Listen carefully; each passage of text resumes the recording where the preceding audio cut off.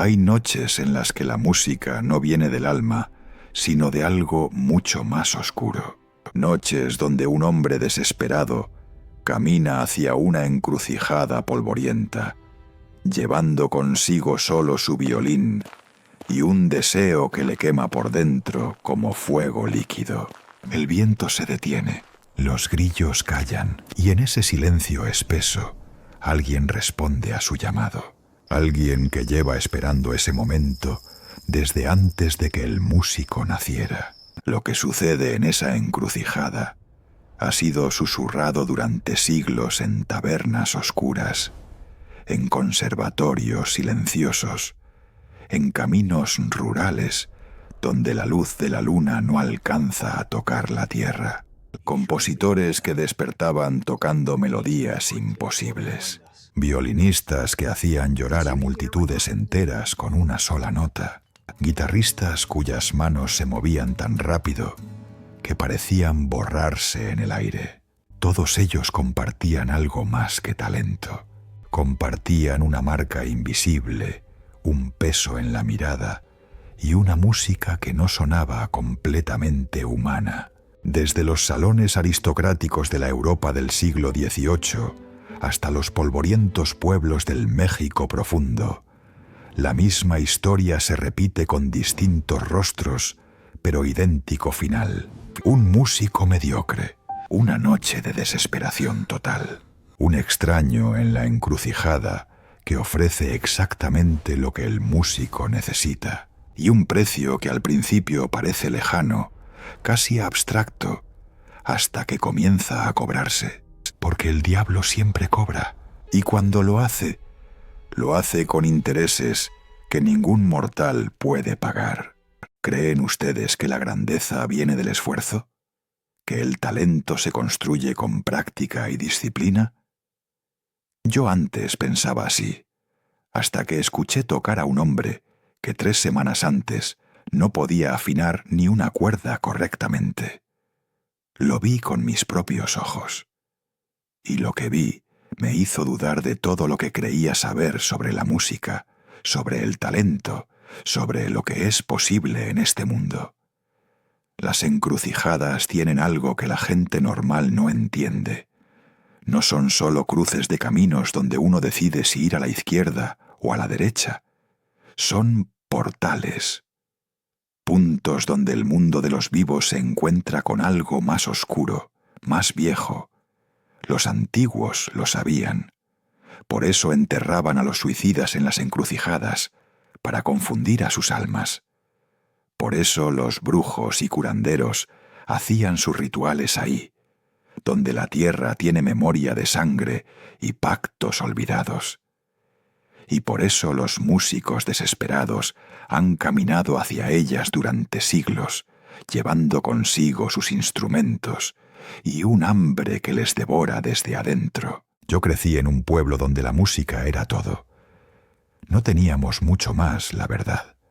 La chamba escaseaba, las casas se caían a pedazos, pero siempre había música. Guitarras que sonaban en las esquinas, violines en las fiestas, acordeones que lloraban en las cantinas. Y había jerarquía, ¿saben? Los buenos músicos eran tratados como reyes. Los mediocres apenas conseguían tocar en bodas de medio pelo. Y los malos, bueno, los malos mejor se dedicaban a otra cosa, porque el pueblo no perdona la mediocridad cuando se trata de música. Mi comadre Luisa me contó la historia hace años, cuando yo todavía era morro y no entendía nada de la vida. Me dijo que su abuelo conoció a uno de esos músicos, un violinista que no servía para nada, según ella. Tocaba en las cantinas por unas monedas y cerveza aguada. La gente lo soportaba porque no había nadie más, pero cuando terminaba su turno, todos suspiraban de alivio. Así de malo era, hasta que una noche desapareció. Se fue caminando hacia las afueras del pueblo y nadie lo volvió a ver por 3 días completos. Cuando regresó, algo había cambiado. Luisa me lo juró por su madre muerta. El tipo llegó a la cantina como si nada, sacó su violín y empezó a tocar, y todos se quedaron callados. No el silencio incómodo de antes, sino un silencio de asombro, de miedo casi. Porque lo que salía de ese violín no era música normal. Era algo que te agarraba por dentro, que te hacía sentir cosas que no querías sentir, alegría y tristeza al mismo tiempo, nostalgia por cosas que nunca habías vivido, un vacío en el pecho que te dejaba sin aire. La gente lloraba sin saber por qué. Algunos salían corriendo de la cantina, otros se quedaban hipnotizados, incapaces de moverse hasta que el tipo dejaba de tocar. Pero eso no fue lo más raro. Lo más raro era que el músico había cambiado físicamente. Estaba más pálido, más delgado, con ojeras profundas, como si no hubiera dormido en semanas. Y sus manos. Luisa decía que su abuelo le contó que las manos del violinista se movían de una forma que no era natural. Demasiado rápidas, demasiado precisas, como si ya no fueran completamente suyas. Y cuando terminaba de tocar, el tipo temblaba, sudaba frío, y se tomaba 3 tragos seguidos, como si quisiera apagar algo que ardía dentro de él. Esa historia se repite en todas partes con diferentes caras, pero el mismo patrón. Un músico sin talento. Una noche de desesperación total. Una encrucijada solitaria donde nadie debería estar a medianoche. Y un extraño que aparece de la nada, siempre elegante, siempre sonriente, ofreciendo exactamente lo que el músico necesita. Fama, talento, dedos que se mueven como nunca antes, una voz que hace llorar a multitudes, manos que arrancan notas imposibles de cualquier instrumento.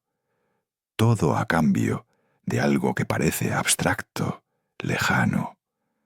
Algo que puedes firmar sin pensarlo demasiado, porque el deseo te quema tanto que no dejas espacio para el miedo. Lo que la gente no entiende es que estos pactos no son leyendas de viejos borrachos. Son reales, tan reales como el hambre que te hace robar, o la desesperación que te hace vender tu dignidad por un puñado de billetes. He visto a músicos que tocaban como dioses, pero que no podían dormir por las noches. He escuchado violines que sonaban en casas vacías cuando nadie los tocaba. He conocido guitarristas que se volvieron famosos de la noche a la mañana, pero que tenían una mirada muerta, como si algo les hubiera vaciado por dentro y solo quedara el cascarón. Y siempre, siempre hay una encrucijada de por medio. Un lugar donde el músico fue solo, en la noche más oscura de su vida, llevando su instrumento y un deseo que pesaba más que cualquier otra cosa en el mundo. Nadie sabe exactamente qué sucede ahí.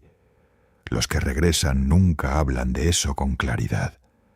Dicen que vieron a alguien, que ese alguien les ofreció un trato, que aceptaron sin entender realmente lo que estaban firmando, y que desde esa noche la música que sale de sus manos ya no les pertenece completamente.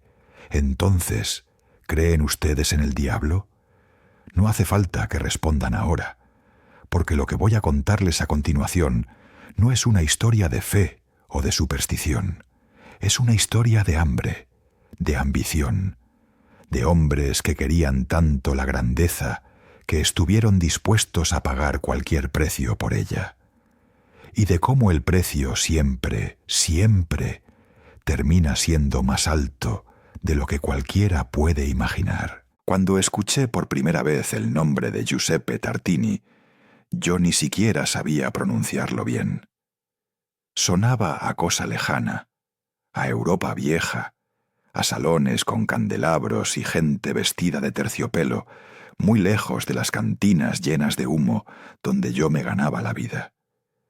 Pero la historia que venía pegada a ese nombre me cayó encima como un balde de agua helada, porque era la misma estructura, el mismo olor a pacto, la misma sensación agria que uno siente cuando se habla demasiado del diablo en voz alta.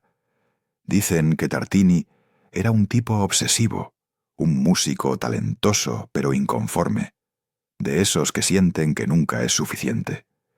Vivía rodeado de partituras, violines y maestros exigentes, pero aún así sentía que le faltaba algo, que su música no tocaba esa fibra secreta que separa lo bueno de lo inmortal.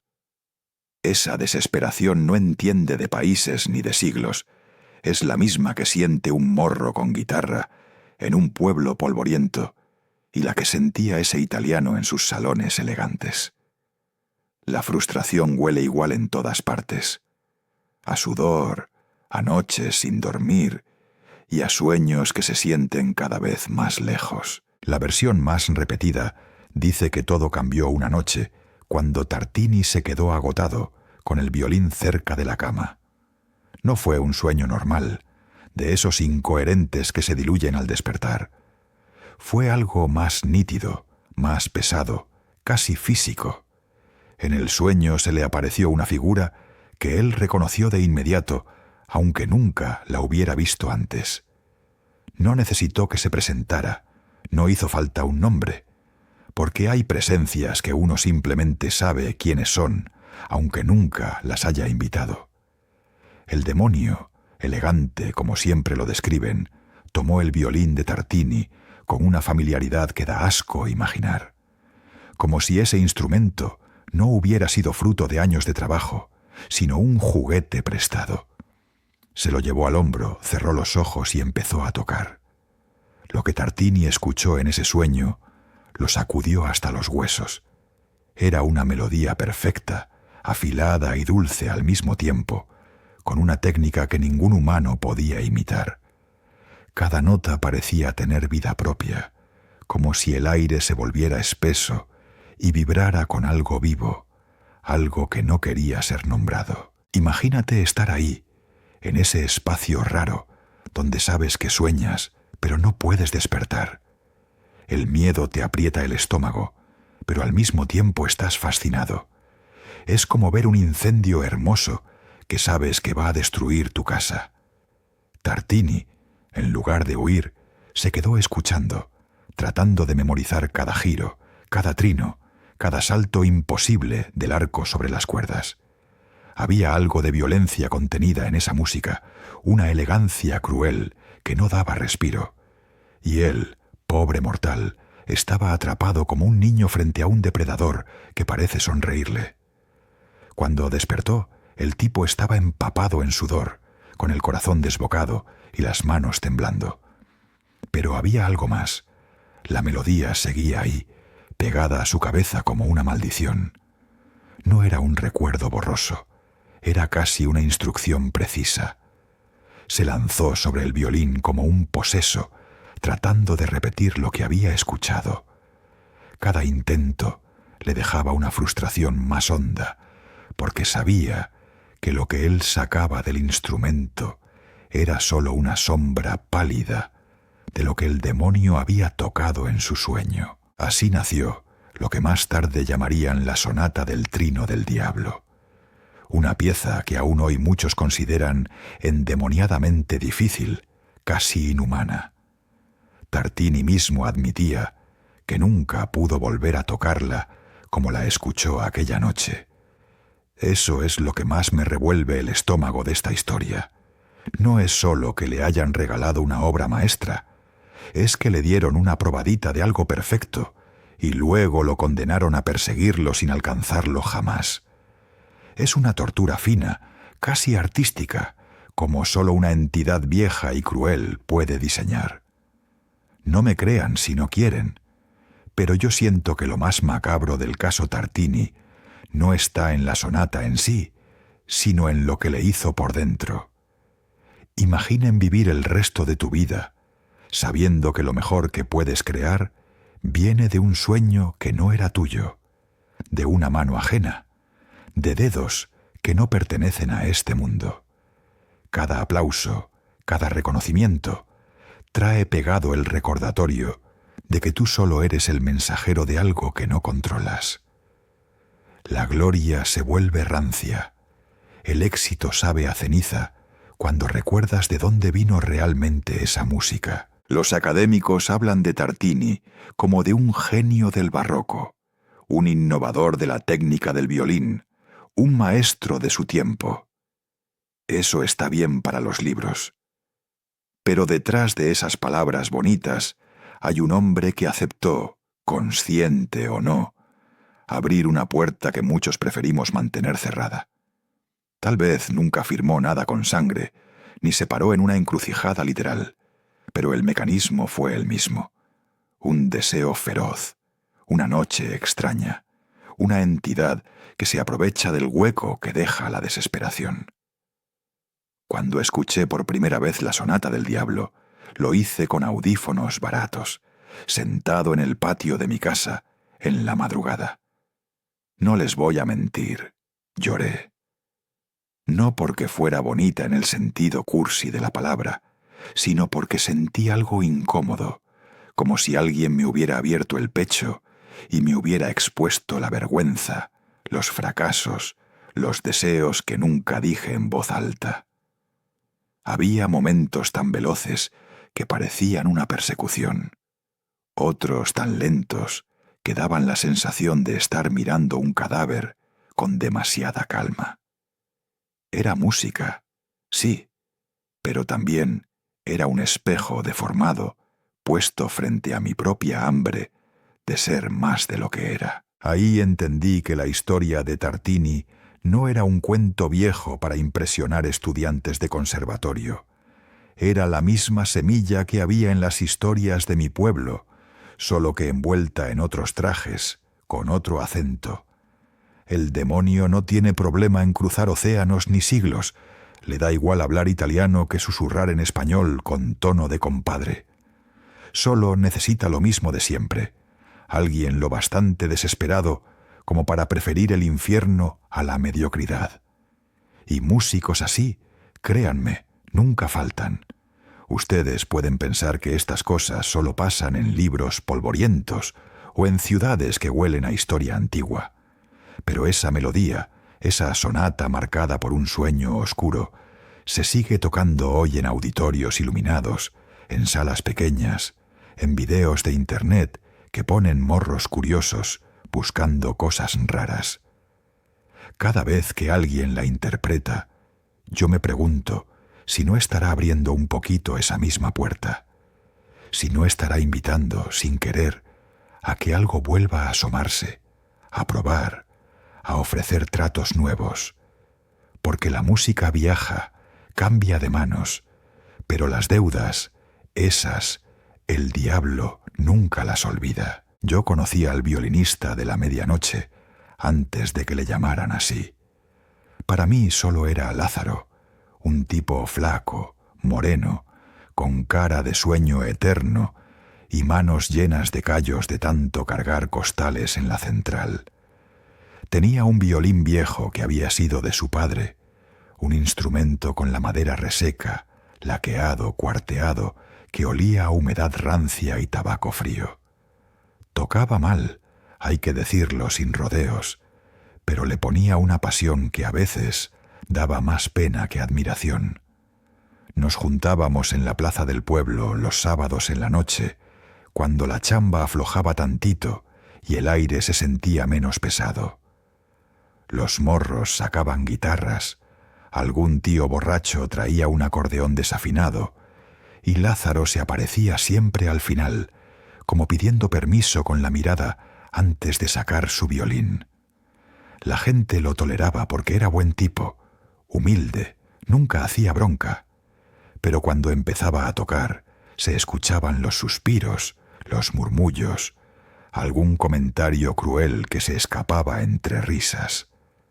Yo veía cómo se le caía la mirada al suelo, cómo apretaba la quijada fingiendo que no oía nada. Una noche, después de que prácticamente lo cortaron a media pieza, Lázaro se sentó junto a mí en una banca, con el violín sobre las piernas.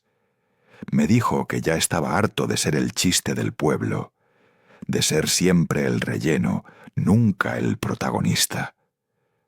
Sus ojos estaban rojos, no sé si de coraje o de vergüenza.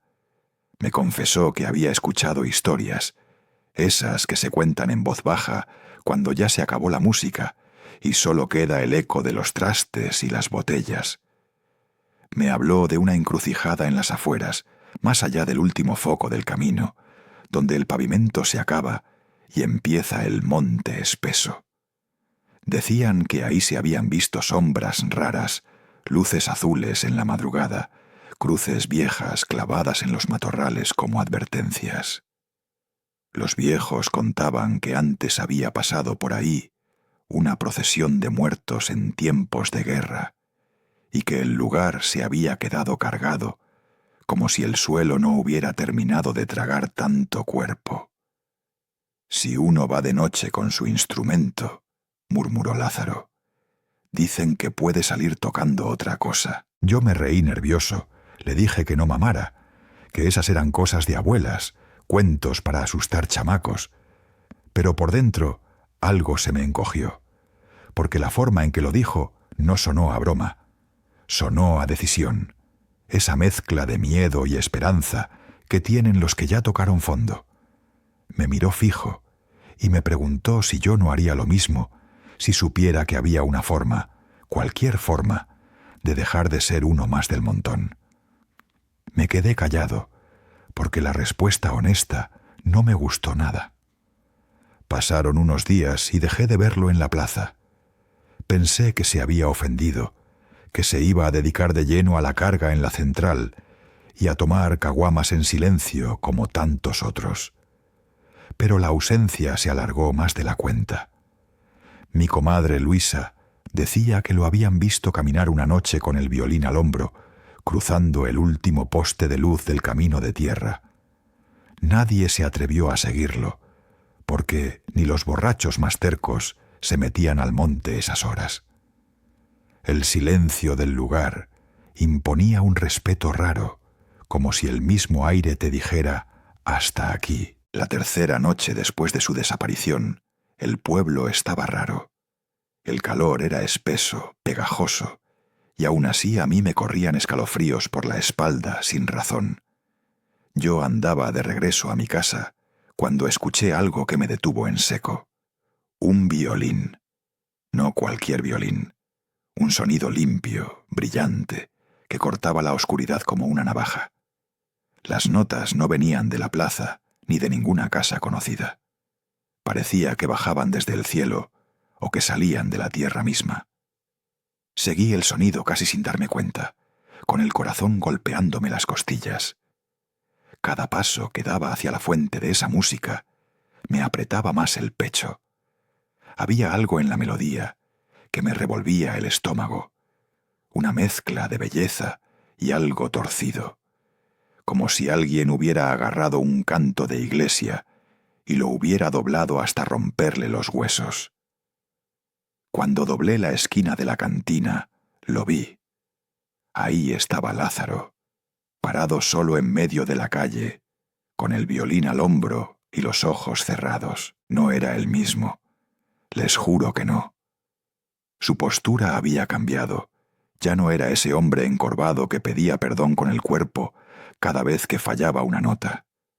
Estaba erguido, firme, los pies bien plantados en la tierra como si echara raíces. El arco se movía con una velocidad que no tenía sentido. Sus dedos subían y bajaban por el diapasón como si tuvieran vida propia.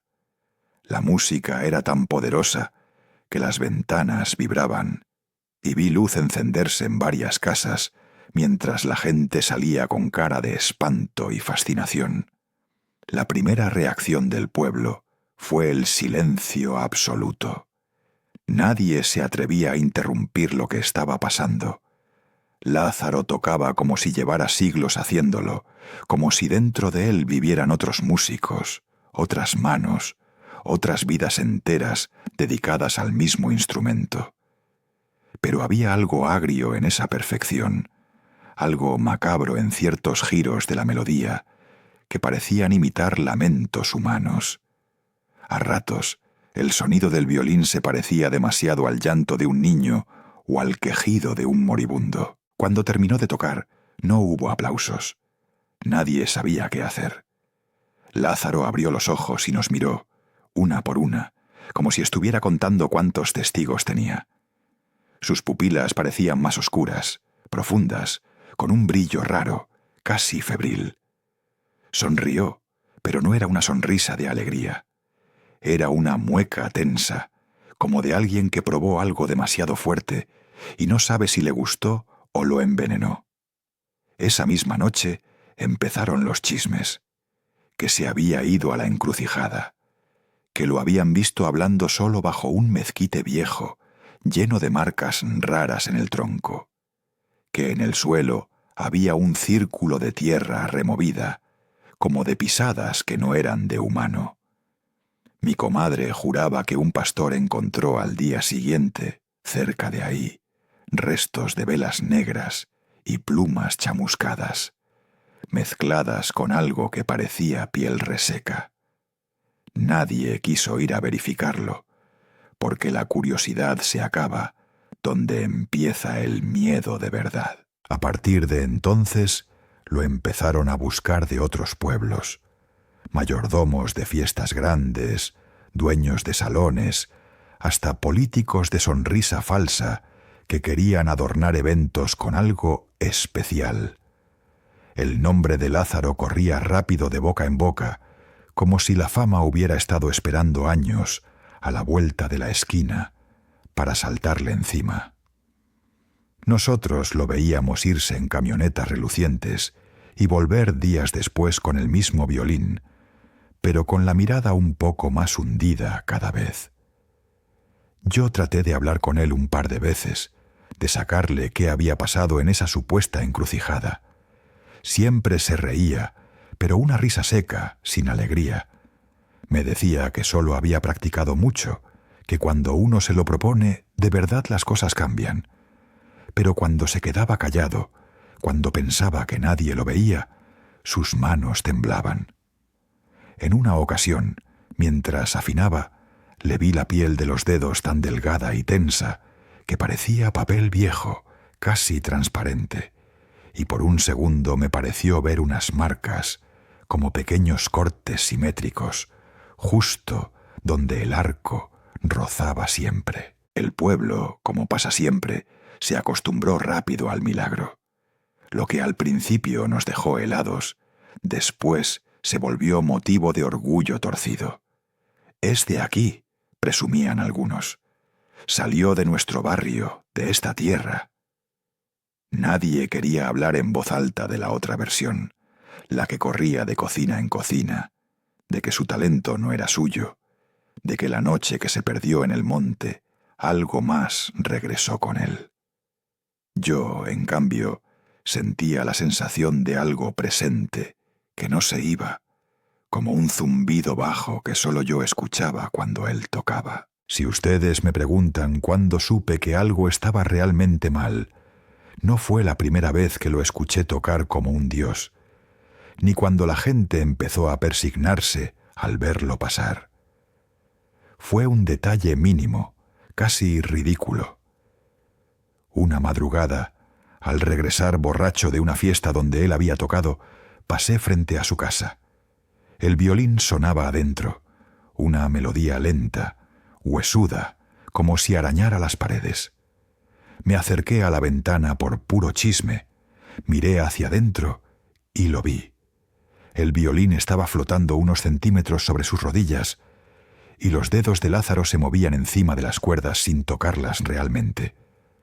Parpadeé, confundido, pensando que era el alcohol, que era mi cabeza jugándome una mala broma. Pero cuando volví a mirar, el arco seguía viajando solo, pegado a las cuerdas por algo que no era su mano. El miedo me invadió de golpe, como un cubetazo de agua helada, y di un paso atrás tan brusco que casi me caigo. No me acerqué más. Me di la vuelta y me fui tambaleando, con el sonido de ese violín persiguiéndome por la calle vacía, pegado a mi nuca como un soplo frío. Esa fue la noche en que entendí que Lázaro no había vuelto solo de la encrucijada. Los meses siguientes fueron extraños de una forma que cuesta poner en palabras. Lázaro se volvió famoso, no solo en el pueblo, sino en la región entera. Lo contrataban para 15 años, bodas de ricos, festivales de pueblo y hasta eventos del gobierno, donde los tipos de traje llegaban en camionetas blindadas. La plata le caía como agua, y con ella llegaron los aduladores, las mujeres que antes no lo miraban, los que de repente querían ser sus cuates de toda la vida. Él sonreía, aceptaba todo con una calma rara, como si nada de eso importara realmente. Pero los que lo conocíamos de antes veíamos cosas que no cuadraban. Su piel se había puesto más pálida, cerosa, con un tono grisáceo que no era por falta de sol, sino por algo interno, como si la vida se le estuviera escapando por los poros. Las ojeras eran tan profundas que parecían moretones permanentes. Había bajado de peso de forma alarmante. Los huesos de las clavículas se marcaban tanto que daba miedo que se rompieran si alguien lo abrazaba fuerte.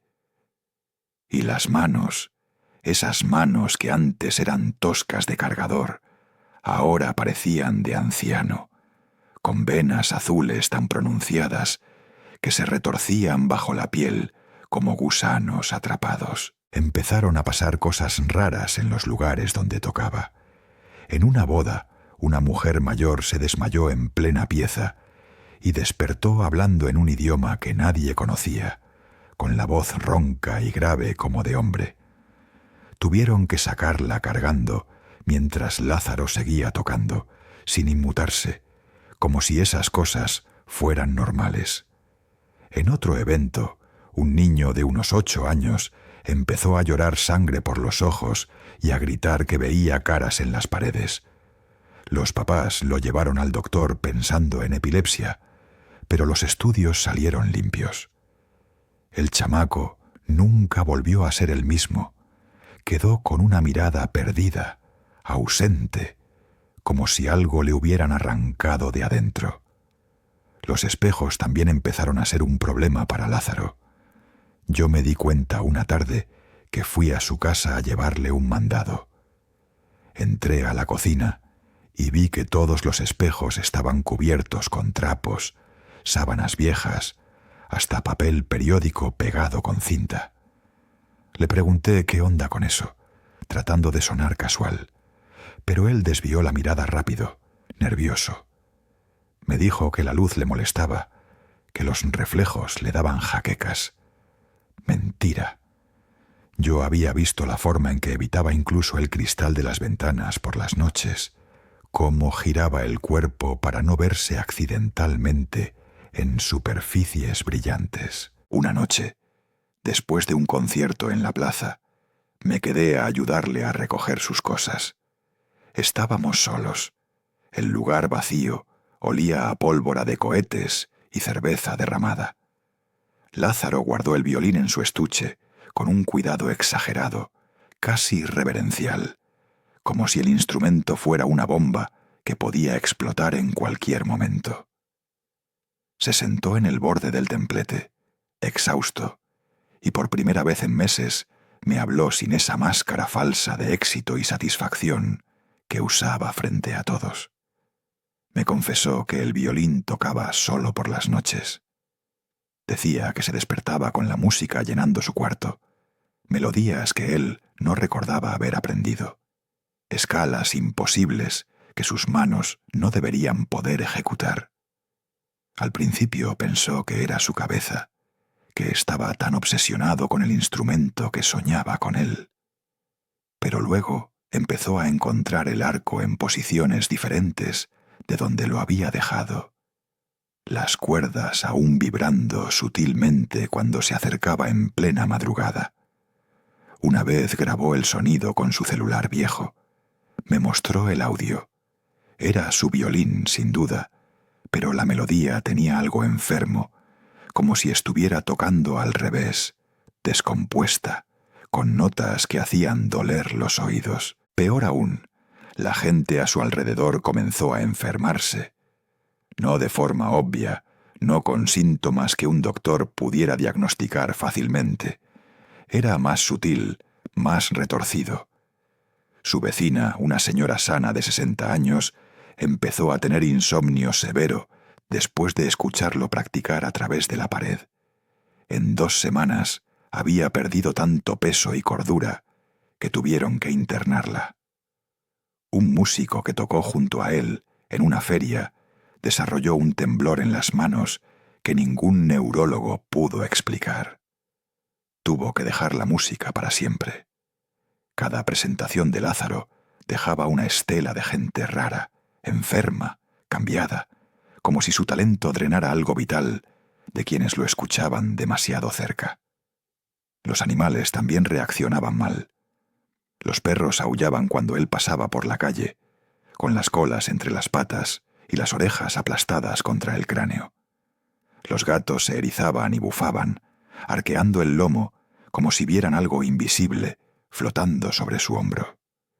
En una ocasión, en un rancho donde tocó para una fiesta privada, todas las gallinas del corral amanecieron muertas sin razón aparente. El dueño juró que durante la noche las escuchó cacarear con desesperación, como si las estuvieran atacando, pero cuando salió con la escopeta no había nada más que silencio y plumas regadas por todos lados. Yo empecé a tener mis propias experiencias después de pasar tanto tiempo cerca de él.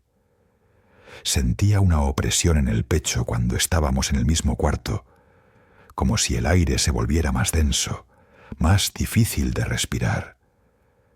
Mis sueños se llenaron de melodías que no conocía, violines que sonaban en lugares imposibles, túneles oscuros donde la música era lo único que existía. Me despertaba sudando, con el corazón acelerado, y la sensación de que algo me había estado observando mientras dormía. Dejé de ir a su casa. Empecé a evitarlo en la calle, inventando excusas torpes que él aceptaba con una sonrisa triste que me partía el alma. Lo peor llegó cuando Lázaro empezó a hablar dormido. Su prima, que vivía en el cuarto de junto, me contó aterrada que lo escuchaba mantener conversaciones enteras en mitad de la noche. No era que balbuceara cosas sin sentido como hace la gente normal. Eran diálogos completos, con pausas, como si alguien le respondiera. Ella pegó el oído a la pared una madrugada y lo escuchó decir cosas como «Todavía no, dame más tiempo» y «Yo cumplí mi parte, tú cumple la tuya». Pero lo que más la sacó de onda fue escuchar otra voz, grave, áspera, que parecía venir del mismo cuarto aunque sabía que Lázaro dormía solo. Una tarde lo encontré sentado en la banqueta frente a la iglesia, con el violín sobre las piernas pero sin tocarlo. Tenía la mirada perdida, fija en un punto que no existía. Me senté junto a él sin decir nada, respetando ese silencio pesado que lo rodeaba como una nube tóxica. Después de un rato largo, me dijo en voz baja que había cometido un error, que cuando uno firma algo, aunque sea con promesas y no con tinta, el contrato es real, que él había pedido ser el mejor y le habían dado exactamente eso, pero nunca le explicaron que ser el mejor significaba dejar de ser humano pedazo por pedazo.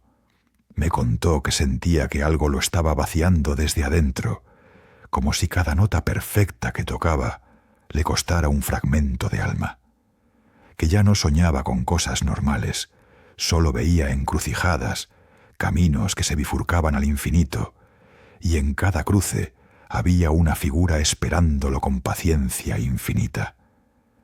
Decía que a veces, cuando tocaba frente al público, no era él quien controlaba sus manos, que sentía cómo algo más las movía, usándolo como un títere de carne, y que lo único que podía hacer era mirar desde adentro, atrapado en su propio cuerpo, rogando que terminara pronto. Los rumores se volvieron incontrolables, que Lázaro había vendido su alma, que en las noches de luna nueva se podía ver una sombra junto a él que no era la suya, que su violín estaba hecho con madera de un árbol maldito, o peor, con huesos humanos barnizados.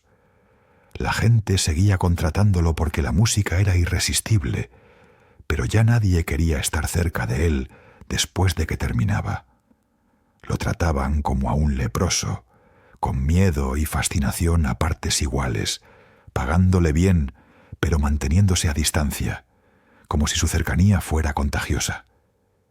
Yo sabía que algo se estaba acercando, algo definitivo. Se sentía en el aire, en la forma en que los días se volvían más cortos, aunque no cambiara la estación. Lázaro empezó a rechazar trabajos, a encerrarse en su casa durante días sin salir. Cuando lo veía por la ventana, lo encontraba sentado en la oscuridad, con el violín en las manos pero sin tocarlo, solo mirándolo como si esperara que el instrumento le dijera qué hacer. Las marcas en sus dedos ya no se podían ocultar.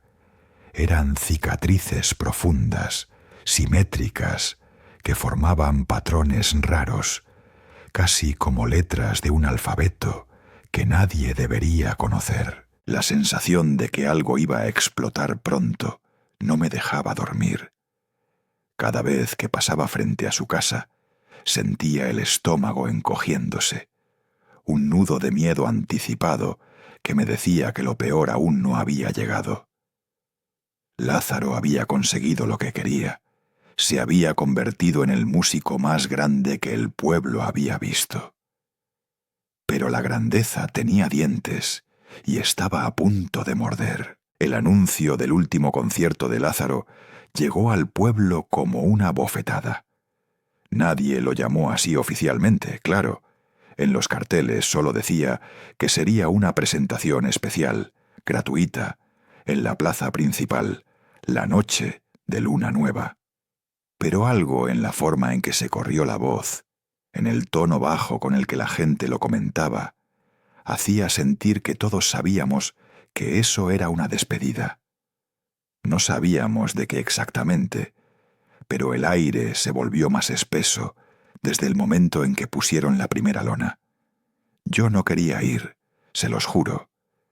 Después de todo lo que había visto, de las noches sin dormir, de las sombras que sentía en mi cuarto cuando el viento traía de lejos el eco de su violín, mi cuerpo me pedía que me quedara en casa. Pero la curiosidad es una enfermedad jodida, y además había algo más profundo, una especie de obligación torpe. Era mi amigo, al menos lo había sido, y una parte de mí sentía que si no iba, lo estaba dejando solo frente a algo que nadie debería enfrentar por su cuenta. La noche del concierto, la plaza se llenó como nunca. Llegó gente de otros pueblos, carros estacionados en cualquier parte, niños sobre los hombros de sus padres, vendedores de antojitos haciendo su agosto. Pero a pesar del bullicio, había un nervio raro en el ambiente. No era emoción festiva, era una tensión que se colaba por las rendijas, una sensación de que todos estábamos a punto de presenciar algo que no nos iba a dejar iguales. Hasta los borrachos hablaban más bajo, como si estuvieran dentro de una iglesia y no en una plaza pública. El templete estaba adornado con luces amarillas y banderines de papel, pero todo se veía opaco bajo la luna ausente. El cielo estaba completamente negro, sin estrellas, como una sábana de tinta. Cuando Lázaro apareció, la gente soltó un murmullo que no alcanzó a ser aplauso. Caminó despacio, con el violín en la mano como si pesara muchísimo, más que un simple instrumento de madera. Llevaba un traje oscuro que le quedaba flojo. Su cuerpo se había adelgazado tanto que parecía que el tejido se le colgaba, como si ya no tuviera nada de carne debajo. Desde donde yo estaba, alcanzaba a verle la cara. No era la de un hombre triunfante, ni la de alguien orgulloso de su talento. Era la de un condenado que ya sabe la fecha de su ejecución. Sus ojos tenían ese brillo febril de los que llevan días sin dormir, pero también una calma rara, resignada, como quien ya dejó de pelear y solo espera el golpe final. Se colocó en el centro del escenario, levantó el violín y por un segundo completo, eterno, todo quedó en silencio absoluto. Ni un vaso, ni una risa, ni el ladrido de un perro. La primera nota cortó la oscuridad como un cuchillo. No les exagero cuando digo que sentí el sonido en el estómago, no en los oídos. Era una nota larga, sostenida, que vibraba con algo más que aire, como si trajera pegados recuerdos ajenos, miedos que no eran míos. Luego vino la melodía, un entramado de giros rápidos y pasajes lentos que parecían hablar un idioma propio. Había ecos de la sonata de Tartini, lo supe de inmediato porque la había escuchado 1000 veces, pero aquí estaba deformada, tensada al límite, como si alguien hubiera tomado la pieza original y la hubiera retorcido hasta dejarla irreconocible. La gente empezó a reaccionar de formas extrañas. Algunos lloraban en silencio, sin saber por qué. Otros se aferraban al brazo de quien tuvieran al lado, con los nudillos blancos, como si la música fuera una ola que los pudiera arrastrar en cualquier momento. Un niño frente a mí empezó a reír nervioso, pero su risa se transformó en un sollozo ahogado cuando la melodía cambió a un registro más grave, huesudo, que sonaba a pasos sobre hojas secas, a huesos chocando bajo tierra húmeda. Nadie se movía para irse. Era como si estuviéramos hipnotizados, encadenados al suelo por las notas. Yo miraba a Lázaro y lo veía consumirse mientras tocaba. Cada cambio de frase parecía arrancarle un pedazo más de fuerza.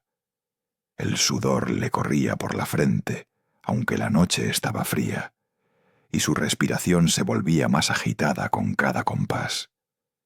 Sus manos, sin embargo, se movían con una precisión que ya no era humana. Había momentos en que el arco se desplazaba tan rápido que no alcanzabas a verlo. Solo veías un rastro borroso, y el sonido que salía de las cuerdas era tan lleno, tan espeso, que parecía venir de varios violines a la vez. En algún punto, la plaza dejó de ser plaza. Esa es la única forma en que puedo describirlo.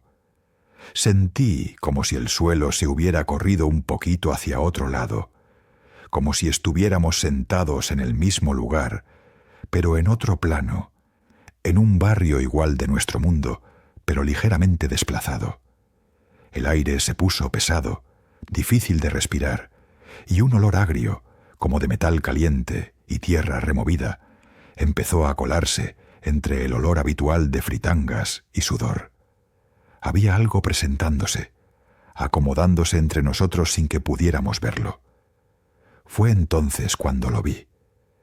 No sé cuántos más se dieron cuenta, porque nadie hablaba, nadie se atrevía a romper el hechizo. Pero detrás de Lázaro, proyectada sobre la pared del kiosco, aunque no había luz para hacer sombra, apareció una silueta. Al principio pensé que eran mis ojos, que mi mente ya estaba sugestionada, pero la forma se hizo más nítida con cada nota. Era más alta que él, más delgada, con brazos demasiado largos y una cabeza ligeramente inclinada hacia el violín, como si escuchara con una atención enfermiza. La silueta parecía tocar también, aunque no tenía instrumento. Sus manos se movían en un gesto de arco invisible, siguiendo exactamente el ritmo de Lázaro, pero con una pequeña anticipación, como si fuera ella quien guiara y él solo imitara. Noté que cada vez que esa sombra hacía un movimiento más brusco, Lázaro se estremecía, como si le pasara una corriente por la espalda. En un momento, sus rodillas flaquearon y casi se cae, pero la música no se detuvo. Sus manos siguieron tocando aunque su cuerpo pedía ya tirarse al suelo a descansar. La pieza se volvió más y más oscura, más violenta. No era un concierto para alegrar a nadie, era un ritual, un acto de entrega. Yo sentí el miedo invadirme por completo, no ese miedo simple de ver algo feo, sino uno más profundo, una paranoia pegajosa como aceite quemado. La sensación de que si miraba fijamente a esa sombra, un segundo más, algo se daría cuenta de mi presencia, algo que prefería que siguiera ignorándome. Bajé la mirada, pero el sonido del violín seguía arañándome por dentro, obligándome a sentir cada giro de esa música maldita. Cuando la última nota sonó, no hubo corte limpio. Fue como si el sonido se rehusara a morir, como si se quedara colgado en el aire unos segundos más de lo normal. Lázaro se quedó inmóvil, con el arco suspendido sobre las cuerdas, la cabeza agachada. La sombra detrás de él se mantuvo ahí medio segundo más. Luego se deshizo como humo que se mezcla con la noche. Solo entonces me atreví a respirar profundo, como si hubiera estado aguantando la respiración sin darme cuenta. La plaza entera guardó un silencio tan denso que dolía. Nadie se levantaba, nadie hablaba, nadie aplaudía. Creo que todos entendimos que aplaudir sería una falta de respeto, como reírse en un velorio.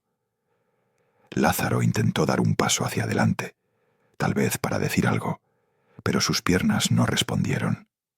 Sus dedos soltaron el violín y el instrumento cayó al piso con un golpe seco, absurdo, después de toda la grandeza que había vomitado minutos antes. El cuerpo de Lázaro lo siguió, derrumbándose como si le hubieran cortado los hilos. Hubo gritos, por fin, gente corriendo al escenario, manos tratando de levantarlo, mujeres llorando, alguien pidiendo una ambulancia que tardaría una eternidad en llegar. Yo me quedé paralizado unos segundos, viendo la escena desde lejos, como si mirara una película ajena. Cuando por fin reaccioné y me acerqué, vi su rostro. No estaba desfigurado ni lleno de sangre, nada dramático en ese sentido. Solo se veía vacío, como esas máscaras de yeso sin rasgos definidos. Lo más horrible no fue verlo tirado, sino fijarme en sus manos. Ya no parecían manos. La piel estaba tan pegada al hueso que las articulaciones se marcaban como nudos secos. Las venas habían desaparecido, y las uñas, antes mordidas y torpes, lucían largas, oscuras, como si hubieran crecido de golpe en pocos minutos. En sus dedos todavía se veían las cicatrices simétricas, esas marcas extrañas que ahora parecían brillar débilmente bajo la luz amarillenta de los pocos focos que seguían encendidos. El doctor del pueblo dijo después que había sido el corazón, que tanto estrés, tanta exigencia física pueden reventar a cualquiera. Su versión era limpia, tranquilizadora, y la mayoría decidió creerle porque era más fácil dormir así. Pero algunos, los que estuvimos demasiado cerca, los que vimos la sombra, evitábamos mirarnos a los ojos cuando alguien sacaba el tema. Sabíamos que ahí hubo algo más que un simple paro cardíaco. Fue un cobro, un contrato que llegó a su fecha límite. El violín quedó tirado en el templete durante horas. Nadie se atrevía a tocarlo. Cuando por fin alguien intentó levantarlo, un señor que decía que se podía vender, juró que al rozarlo sintió un calambre tan fuerte que se le durmió el brazo entero. Lo dejó ahí, temblando, y al día siguiente desapareció. Unos dicen que la familia de Lázaro se lo llevó, otros que lo fueron a enterrar a la encrucijada donde todo empezó. Yo prefiero no saberlo. Hay objetos que es mejor no rastrear. Hoy en día, cuando alguien menciona a Giuseppe Tartini y su sueño con el diablo, yo no pienso en Europa ni en salones elegantes. Pienso en Lázaro tirado sobre la tarima de madera, en sus manos huesudas, en la sombra que tocaba detrás de él.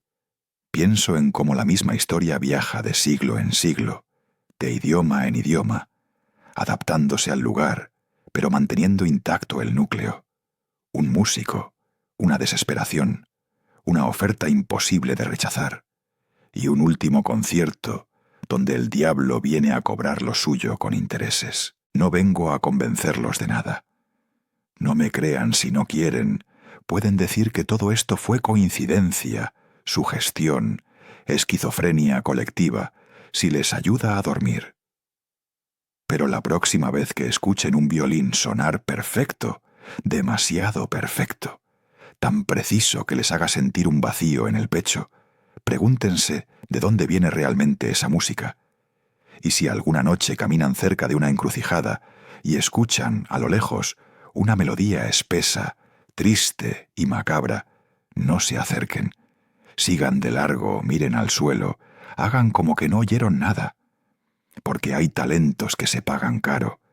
Y el diablo, créanme, nunca ofrece promociones.